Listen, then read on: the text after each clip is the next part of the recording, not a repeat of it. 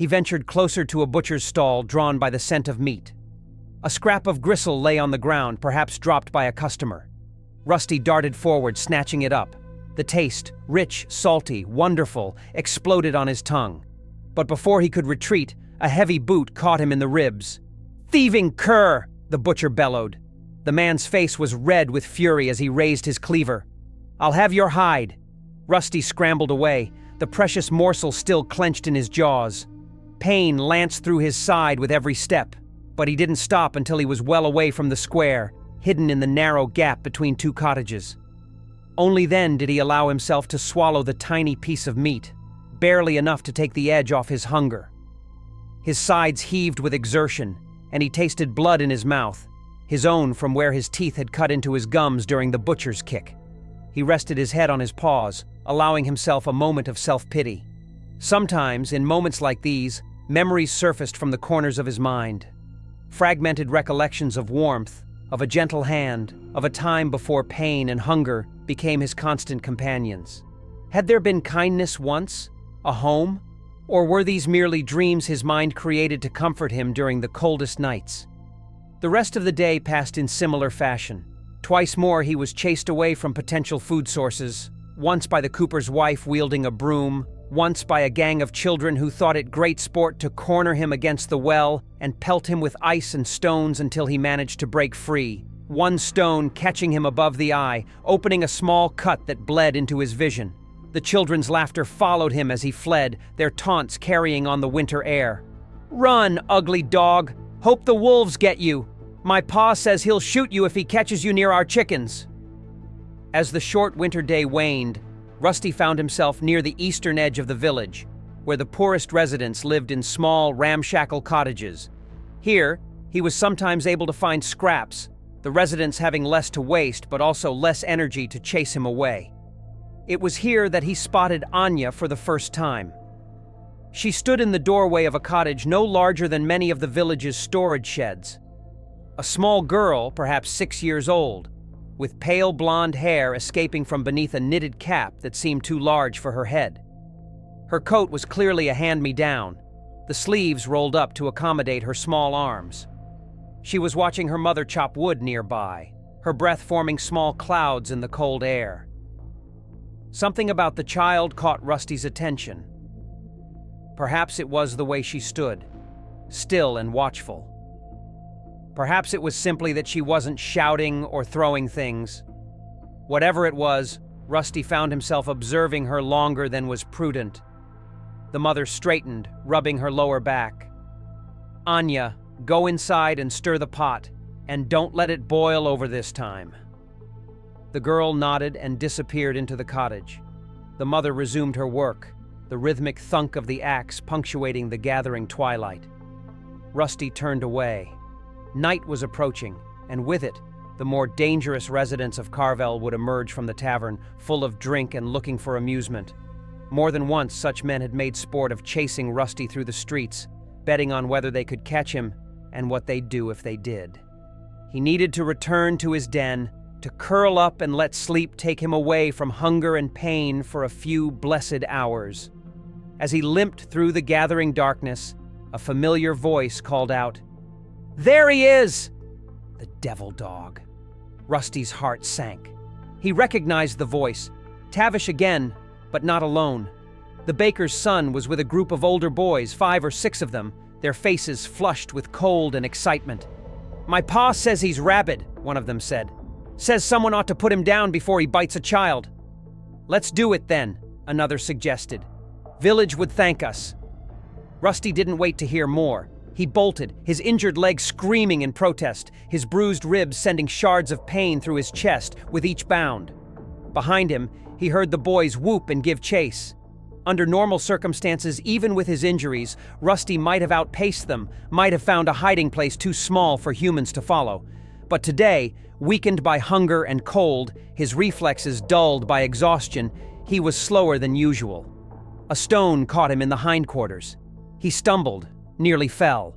Another whispered past his ear. The boys were gaining. Rusty veered toward the forest, hoping to lose them among the trees. It was a risk. The forest held its own dangers, but right now, The human threat was more immediate. He crossed the invisible boundary where village gave way to wilderness, plunging into the shadows beneath the pines. The snow was deeper here, untrammeled by human feet. The winter winds howled through the narrow streets of Carvel, a remote village nestled between jagged mountains and dense forests, forgotten by progress and prosperity.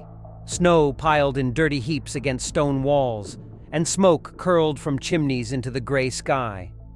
In this harsh place, where survival demanded all one's energy and attention, there lived a dog named Rusty. No one had given him this name. No one in the village cared enough to name him. But if they had looked closely at his matted fur, they might have seen that beneath the dirt and grime was a coat the color of autumn leaves, of rust on old farm equipment, of embers dying in a hearth. Hence, Rusty he was, at least in his own mind, in those quiet moments when he had the luxury of self-reflection. He was neither large nor small, neither purebred nor completely mongrel. His lineage, like his early life, was a mystery even to him. What he knew was survival, the rhythm of the village, where to hide, when to emerge, and most importantly, whom to avoid. Dawn broke over Carvel, pale light seeping through heavy clouds. Rusty stirred from his makeshift den, a hollow beneath the rotting floorboards of an abandoned shed at the village's edge. His body ached from the cold that had seeped into his bones during the night. One of his back legs, broken years ago and never properly healed, throbbed with a familiar dull pain. His stomach contracted painfully, reminding him it had been 2 days since his last proper meal, half a rotten fish he'd found behind old Greta's cottage. He emerged cautiously, his nose twitching, testing the air. The village was beginning to wake. Smoke thickened from chimneys. Doors creaked open as men headed to work in the fields or the lumber mill that sustained Carvel's meager economy. Rusty knew the patterns, knew when to move and when to hide. The first human he saw that morning was Tavish, the baker's son, a boy of 12 with a perpetual scowl and cruel eyes. Tavish spotted Rusty from across the muddy road and immediately bent down, fingers scrabbling for a stone. "Filthy mutt!" the boy shouted, his voice cracking. The stone flew, missing Rusty's head by inches. The dog didn't wait for a second attempt. He limped away quickly, ducking behind the cooper's workshop. His heart pounded against his ribs. This was how most days began, with stones or sticks, with shouts and threats. Sometimes Rusty wondered why he stayed in Carvel, why he didn't venture into the wilderness beyond. But deep in his animal heart, he knew the answer. The village, cruel as it was familiar. The forest held unknown dangers, wolves, bears, the prospect of starvation even more certain than here. By mid-morning, Rusty had completed his cautious circuit of the village's southern section, keeping to narrow alleys and shadows. He'd found nothing to eat. The winter had been particularly harsh, food scarce even for the humans. What little they had, they certainly wouldn't share with a stray dog. He paused behind the village hall, where the smell of cooking came from the kitchen window. His mouth watered involuntarily. It had been so long since he'd tasted warm food. Through the window, he could see Mara, the cook, chopping vegetables for the daily communal soup that fed the village's poorest. Rusty edged closer, driven by hunger, forgetting caution for a moment. His paw crunched on a twig. Mara's head snapped up. Her eyes narrowed when she spotted him. "Get! Get away!" she hissed, reaching for the broom she kept by the door. "Filthy creature! You'll bring disease to us all!" The broom caught him across the shoulders as he turned to flee. A sharp, stinging blow that sent him tumbling. He recovered quickly, limping away as fast as his injured leg would allow. Behind him, Mara continued to shout, her voice carrying through the cold air. Someone ought to put that beast down. Nothing but a nuisance and a danger.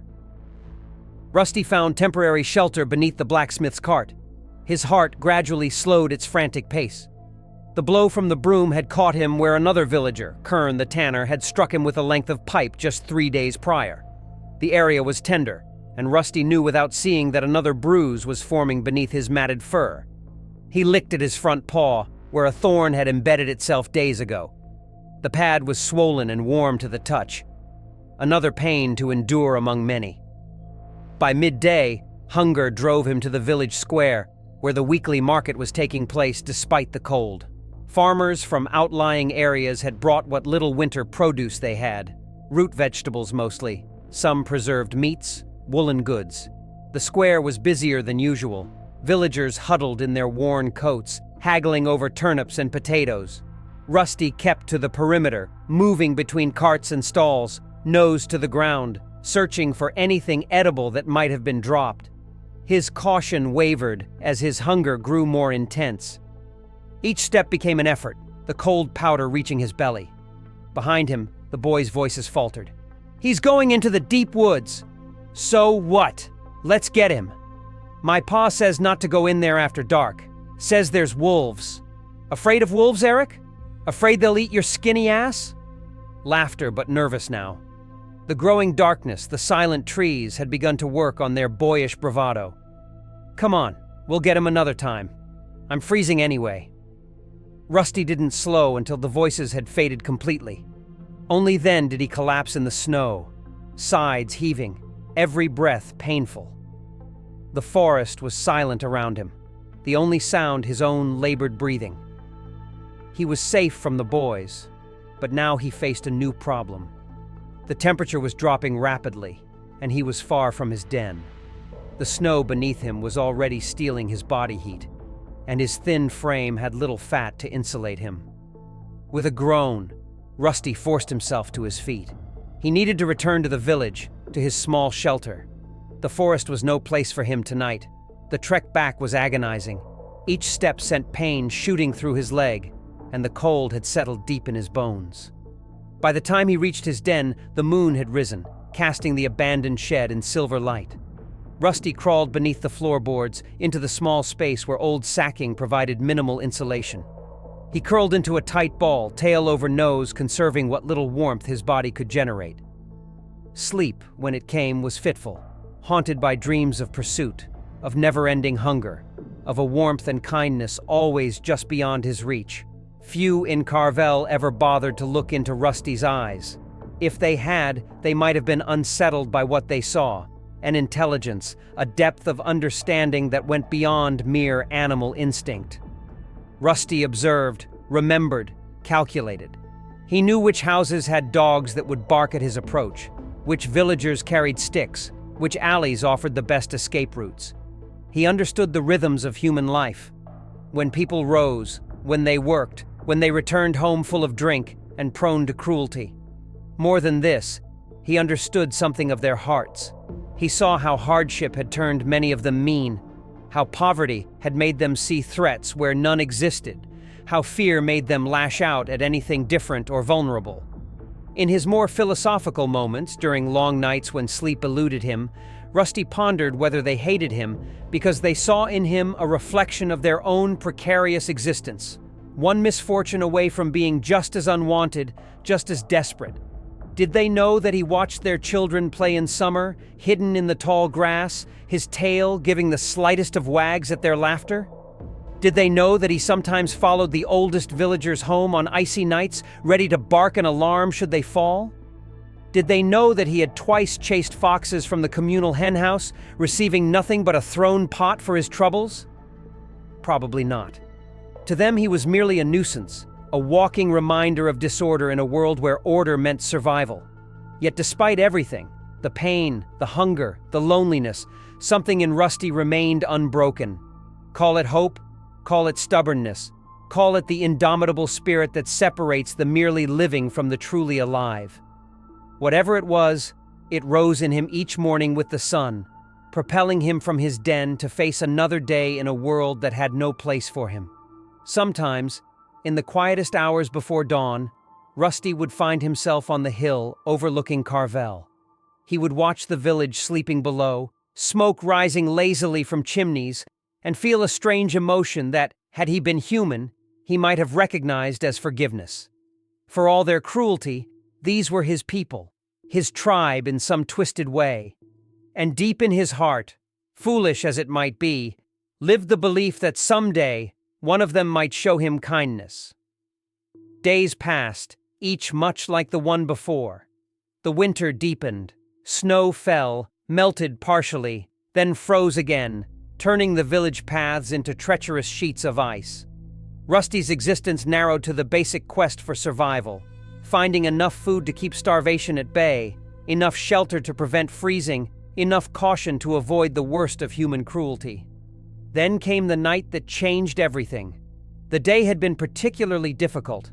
A storm had moved in from the mountains, bringing biting winds and horizontal sleet. Few villagers ventured outdoors, meaning few opportunities for Rusty to scavenge. By nightfall, he was exhausted and empty-bellied, his injured leg throbbing worse than usual from the cold. He was making his way back to his den, keeping close to the buildings for some shelter from the wind, when a sound caught his attention. Raised voices coming from the small cottage where he had seen the girl, Anya, and her mother. Rusty paused, ears pricking forward. He couldn't understand human words, of course, but he recognized tones: anger, fear, distress. The door of the cottage burst open, and Anya ran out, her small figure immediately buffeted by the wind. Her mother appeared in the doorway. "Anya! Come back this instant!"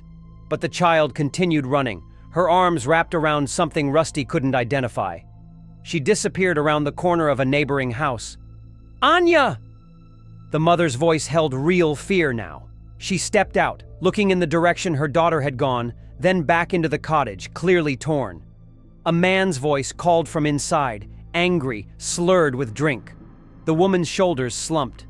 She cast one more desperate look in the direction Anya had fled, then went back inside, closing the door.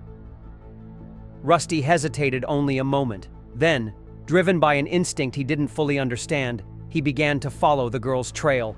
Her small footprints were already being filled in by the falling snow, but his nose told him which way she had gone. The trail led toward the eastern edge of the village, and then, alarmingly, beyond it, toward the forest. Rusty quickened his pace, ignoring the pain in his leg. The child was heading into danger. The forest was no place for anyone on such a night, let alone a small girl. He picked up her scent near the tree line. Fear, tears, determination. She had entered the forest here, not running now but walking steadily as if with purpose. Rusty followed, the snow deeper here, the wind howling through the pine branches overhead. For nearly half an hour he tracked her, his concern growing as they went deeper into the forest, further from the village lights. The storm was worsening, visibility decreasing by the minute. How far would the child go? Did she have a destination, or was she simply running away? Finally, he spotted her, a small figure huddled against the trunk of a massive pine. She was clutching a cloth bundle to her chest, her face buried in it. Her shoulders shook with sobs. Rusty approached cautiously. The wind was blowing toward him, so she had not yet detected his presence. He stopped several yards away, uncertain. Humans, in his experience, reacted unpredictably when startled. Would she scream, throw something, run further into the forest? While he hesitated, the decision was made for him. A gust of wind swirled the snow around, carrying his scent to the child. She looked up, her tear-stained face registering surprise, then fear. "Go away!" she cried, her voice thin in the howling wind. "Bad dog, go away!" Rusty didn't move. He lowered his head slightly, his tail giving a tentative wag. He'd learned over the years that this posture sometimes placated hostile humans. Anya stared at him, clutching her bundle tighter. Now that he was closer, Rusty could see that it was a doll, crudely made from scraps of cloth, missing one button eye. "I said go away," the girl repeated, but with less conviction. She wiped her nose on her sleeve. "I'm not going back. They want to take Masha away." She held up the doll. Rusty watched, still motionless. "Father says we can't afford to keep her. Says it's just a stupid doll." Fresh tears welled in her eyes. "But she's not stupid, she's my friend." Rusty took a cautious step forward, then another. The child didn't shout again. He was close enough now to see that her lips were turning blue, her small frame shivering violently. "Are you a bad dog?" she asked, her voice small. "Everyone says there's a bad dog in the village. They say you bite." Rusty took another step, then slowly lowered himself to the snow, his belly touching the cold ground, his eyes fixed on hers. It was a position of complete submission, one that went against every survival instinct, making him vulnerable to attack.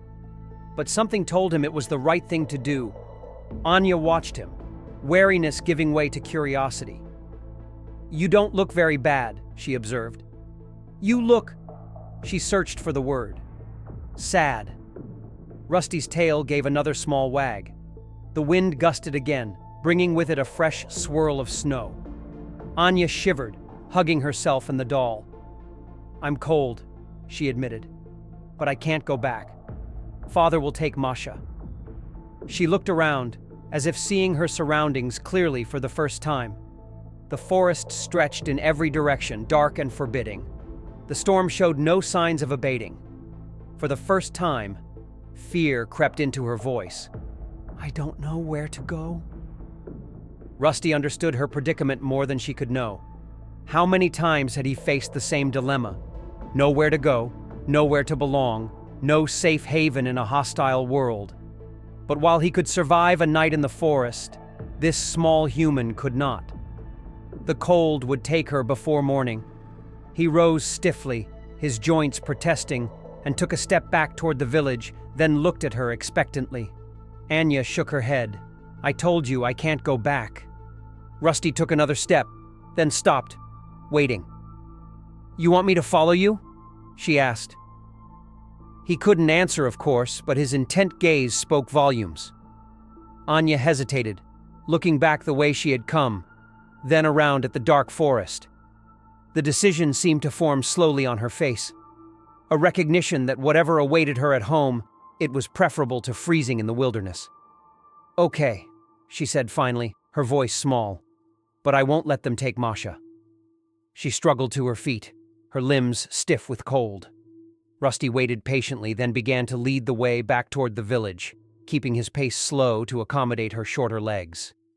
They had gone perhaps halfway when the distant howl reached them, cutting through the storm's noise. Rusty froze, hackles rising. He knew that sound. Wolves. And not just any wolves, the big timber wolves that roamed these mountains, fierce and usually wary of humans, but perhaps made bold by winter hunger. Anya heard it too. "What was that?" she asked, her voice rising in pitch. Another howl answered the first, closer. Then another. A pack, and they were moving in this direction. Rusty made a quick calculation. At their current pace, they wouldn't reach the village before the wolves found them. The storm had covered their tracks with snow, but it wouldn't matter. The wolves would catch their scent on the wind. He needed to find shelter, and quickly. His eyes scanned their surroundings. Through the whirling snow, he spotted a formation of rocks about 50 yards off their path. It wasn't ideal, but it might offer some protection. A place where they could put their backs to stone and face only one direction. He nudged Anya's hand with his nose, then moved toward the rocks. "Where are you going?" she called, confused. "The village is that way." Another howl, much closer now. The child's eyes widened with fear. "Wolves," she whispered. This time, when Rusty moved toward the rocks, she followed without question. The formation turned out to be better than he had hoped. A small cluster of boulders with a narrow opening that widened into a space just large enough for the girl to sit with her back against stone.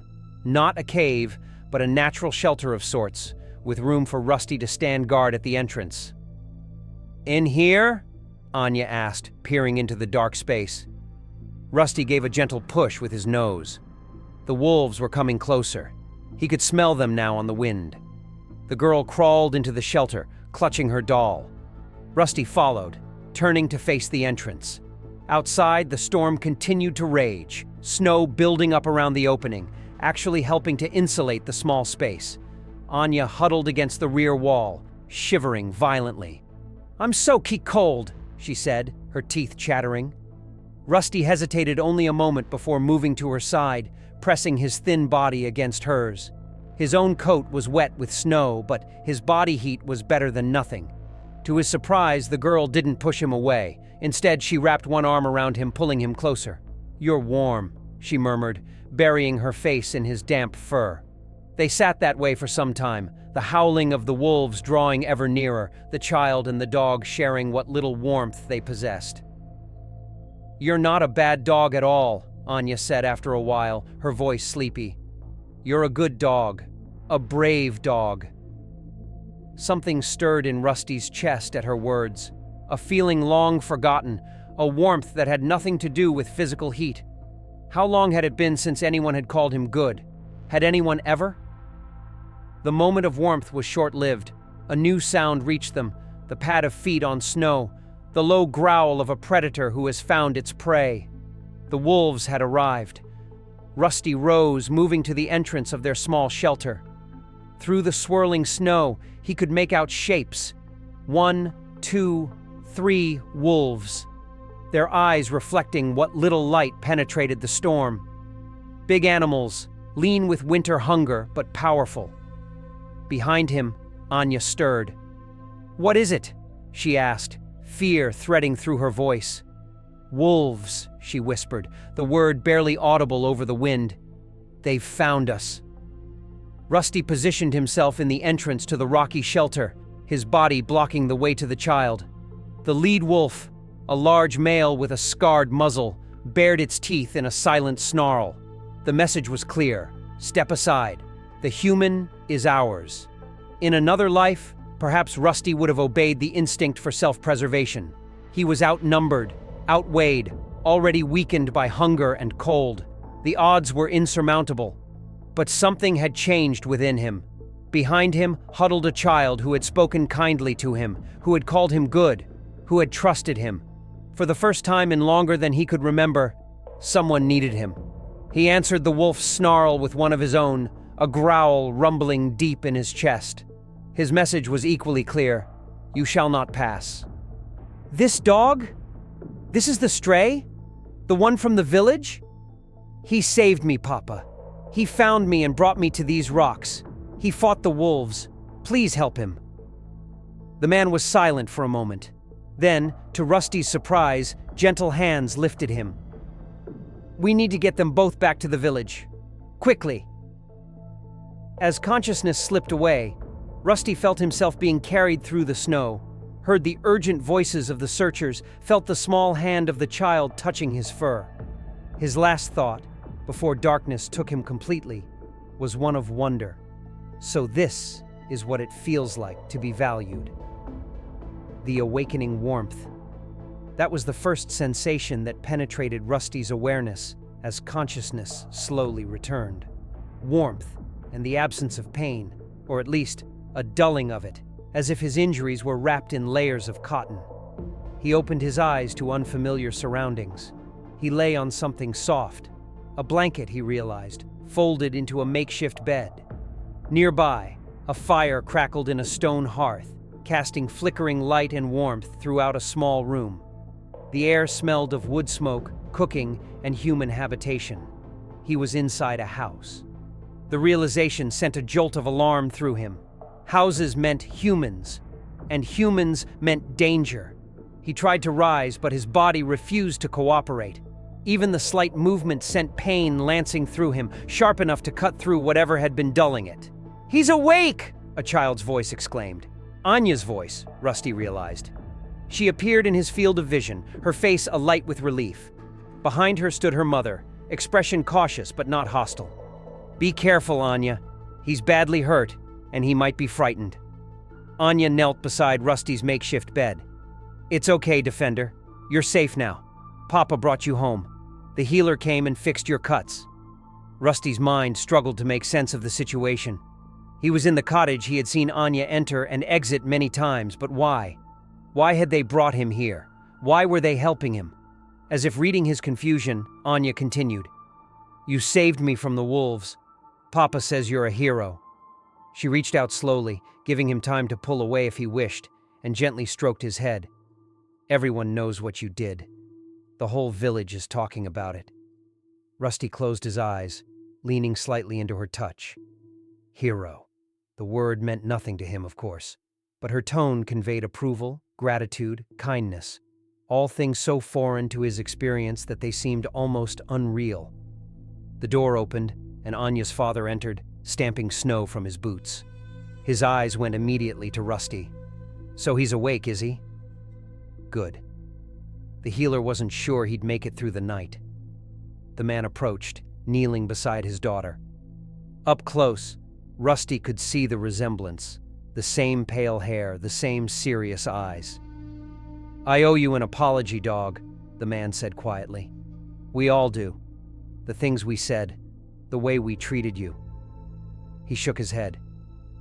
"If you can understand any of this, know that I'm ashamed and grateful. You saved my daughter when I couldn't." Rusty watched him warily, but there was no trace of the anger he had heard in the man's voice the night Anya ran away. Instead, there was something new, respect. "What happened to Masha?" Anya asked suddenly. Her father's expression softened. "Masha can stay. I was wrong to try to take her from you." The child's face lit up. She hugged her father, then turned back to Rusty. "Did you hear that, Defender? Masha can stay, and so can you. You can live with us now." Live with them? The concept was so foreign to Rusty that he couldn't quite grasp it. Live in a house with humans who didn't chase him or throw things? It seemed impossible. Yet as the day wore on, the impossible began to seem real. Anya's mother brought him water in a bowl. Clean water, not from a puddle or ditch. Later there was food. Actual food, meant for him, not scraps rescued from the mud. They changed the bandages on his wounds, their hands gentle, their voices soothing when he whimpered in pain. And there were visitors, other villagers, coming to see the dog who had saved the child. Rusty recognized many of them. The baker, whose son had thrown stones, the butcher who had kicked him, Mara, the cook, who had chased him with a broom. Now they stood in Anya's cottage with gifts, a ham bone, a blanket, apologies. "We didn't know," they said again and again. "We didn't understand." Through it all, Anya remained by his side, her small hand often resting on his flank.